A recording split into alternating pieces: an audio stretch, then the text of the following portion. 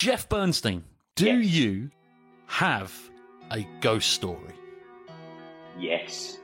Oh. I tell you, great ghost. I love ghost stories. Don't get me wrong, I love a ghost story, but this is gospel, what I'm about to tell you. We were recording in a studio called The Manor, which was well known many years ago, because they recorded Tubular Bells with Mike Oldfield, I think, in that. Right. And there was and where is this? This is in Oxfordshire, and it was a grand manor that sat in its own grounds. Now, what happened was, the story that we got told by the guy who was the engineer in the manor, and it was a creepy house, don't get me wrong, it was all the dogs bearing teeth and the huge paintings and what have you, and gothic looking.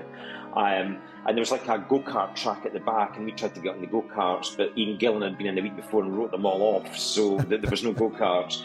But we went into this place, and Stuart Adamson had said, they'd been down there and said, whatever you do, don't sleep in the blue room, that's where the sightings have been.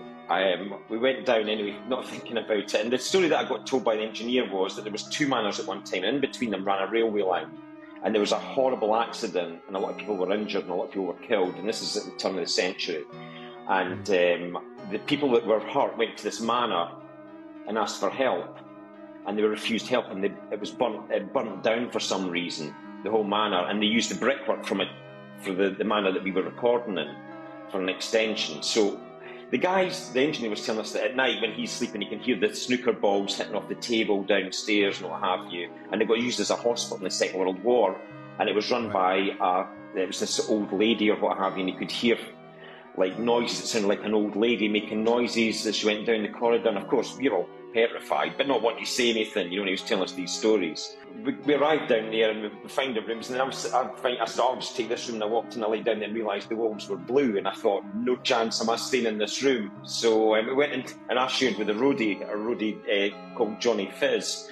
So I shared a room with him, but Kenny went to the toilet, and the toilet overlooked a graveyard, and we were outside recording in the other bit of the studio, and we heard the scream. So we ran in, and Kenny was at the top of the stairs trying to get the soap out of his eyes. And we went, what's wrong? And he had been making jokes about the ghost, but he was absolutely shaken. And he said, when I was washing my face, somebody poked me in the bum cheek. He said, I felt this finger go right into my bum cheek. And it's funny because years later I said to him, did you make that? He said, I swear, Jeff, it's the honest truth. I was absolutely, he said, I felt it as much as if somebody was in that room and prodded my bum. And we, to this day, and it was the guy that ran it said, we're used to it. We've had sightings and all sorts in this place. I don't know what it is now. I don't know whatever happened to the manor, but it was a phenomenal building. You use it in a Hammer House of Horror, if you like. Yeah.